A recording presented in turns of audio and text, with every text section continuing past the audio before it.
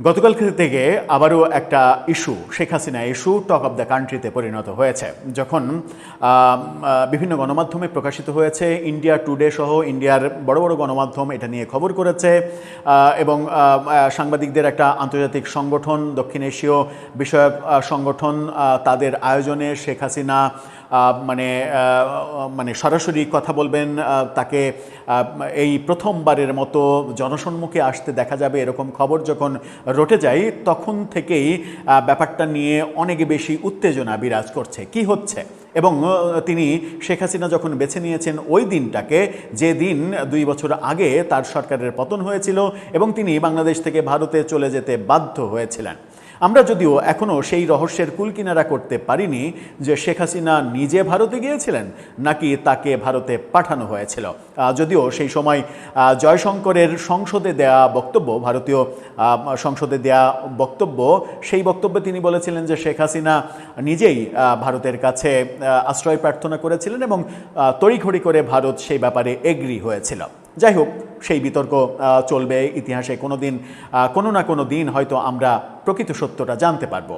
শেখ হাসিনার এই বর্তমান বিষয়ে 5 আগস্টে তিনি জনসম্মুখে আসছেন, সংবাদ সম্মেলনে আসছেন, সেটা ভার্চুয়ালি, এটাও প্রচার হচ্ছে ভার্চুয়ালি। কিন্তু সেখানেই প্রশ্ন, ভার্চুয়ালি তিনি কি মানে ভিডিওতে সরাসরি চেহারা দেখিয়ে সাংবাদিকদের প্রশ্নের উত্তর দেবেন, নাকি ঘটনাটা অডিওতে ঘটবে? তিনি ভিডিও কিংবা অডিওতে মানে রেকর্ডেড মানে বক্তব্য পাঠিয়ে দেবেন, নাকি সরাসরি সেখানে সংযুক্ত হয়ে কথা বলবেন এবং সাংবাদিকদের প্রশ্নের উত্তর দেবেন? ঘটনা নিয়ে এখনও গবেষণা চলছে। ভারতের বিভিন্ন তরফ থেকে যে খবরগুলো আসছে সেই খবর নিয়ে আমরা এই ভিডিওতে আলোচনা করে বোঝার চেষ্টা করতে চাই 5 আগস্ট আদতে শেখ হাসিনার পরিকল্পনা কি এবং তারপরে আওয়ামী লীগের পরিকল্পনা কি, যেটা নিয়ে আমাদের যথেষ্ট উদ্বিগ্ন হওয়ার কারণ আছে কি না। থাকবেন পলিটিক্স টিভির নিয়মিত আয়োজনে।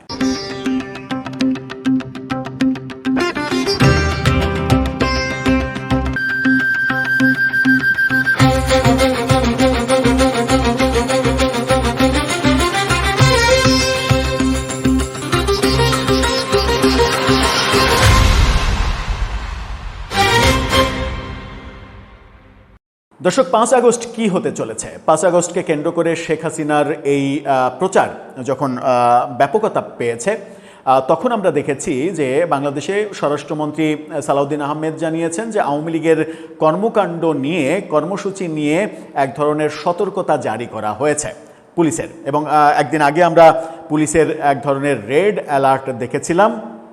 সেখানে মূলত উগ্রবাদের কথা বলা হয়েছিল, যে উগ্রবাদীরা পুলিশের বিভিন্ন গাড়ি, যানবাহন, মানে স্থাপনা, লোকেশন, এগুলোতে মানে হানা দিতে পারে, অ্যাটাক করতে পারে, সেই ব্যাপারে পুলিশকে সতর্ক থাকতে বলা হয়েছিল। কিন্তু সেখানে আওয়ামী লীগের কোনো গন্ধ পাওয়া যায়নি। কিন্তু গতকালকে স্বরাষ্ট্রমন্ত্রীর বক্তব্য স্পষ্ট, আওয়ামী লীগের কর্মকাণ্ড, কর্মসূচি, এই ব্যাপারে পুলিশকে সর্বোচ্চ সতর্ক থাকতে বলা হয়েছে। তার মানে 5 আগস্টকে কেন্দ্র করে কোনো না কোনো পরিকল্পনা আওয়ামী লীগের রয়েছে। সরকারের কাছে সেই গোয়েন্দা তথ্য আছে।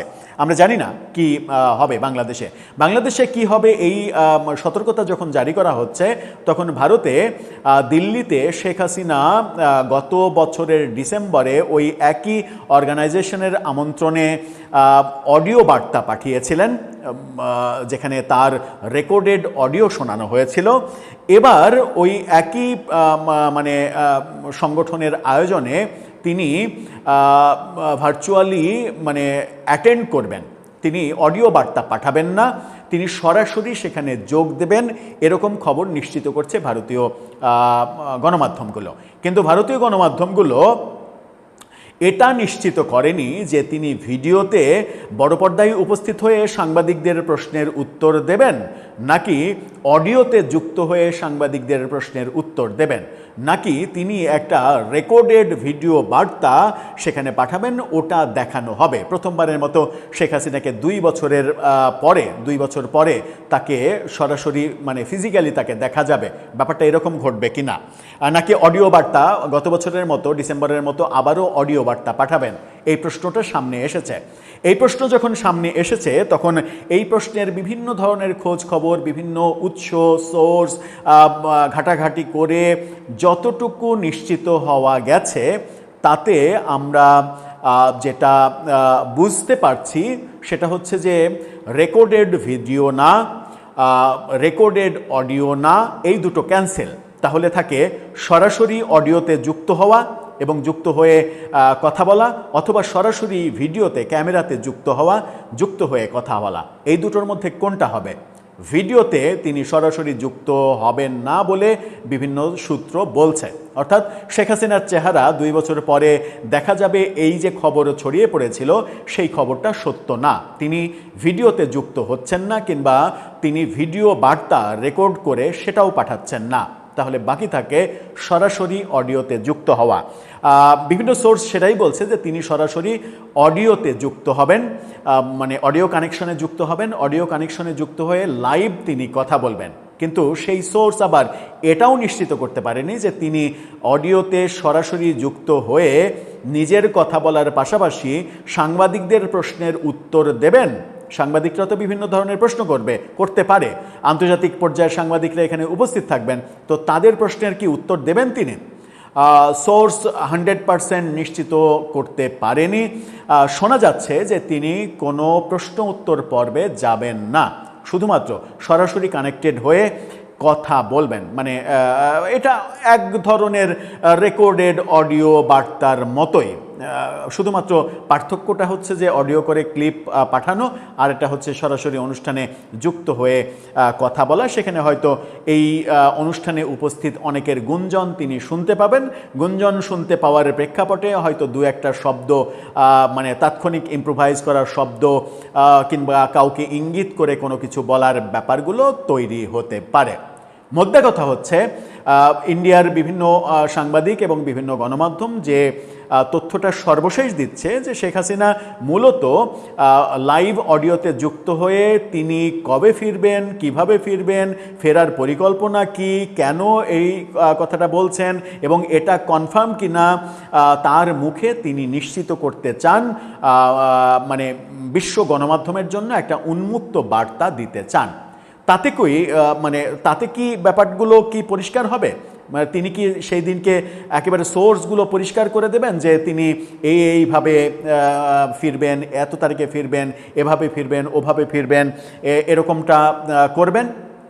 আমরা বিভিন্ন সাংবাদিকদের এরকম লেখালেখিও দেখছি যে শেখ হাসিনা দেশে ফেরার আগে আজমির শরীফে যাবেন, আজমির শরীফ জিয়ারত করবেন, তারপরে আগের দিন আজমির শরীফ জিয়ারত করে পরের দিন তিনি দেশে ফিরবেন। এরকম অনেক আলোচনা তাকে নিয়ে চলছে। যখন কোনো সাবজেক্ট আগ্রহের কেন্দ্রবিন্দুতে থাকে তখন সেই সাবজেক্ট নিয়ে কানা ঘোষা গুঞ্জন এত বেশি হয়, তার আসলে ইয়াত্তা থাকে না। কিন্তু কোনোভাবেই এই সোর্সগুলোকে আমরা মানে অথেন্টিক সোর্স হিসেবে বলতে চাই না, কারণ এর কোনো দালিলিক তথ্য প্রমাণ নেই।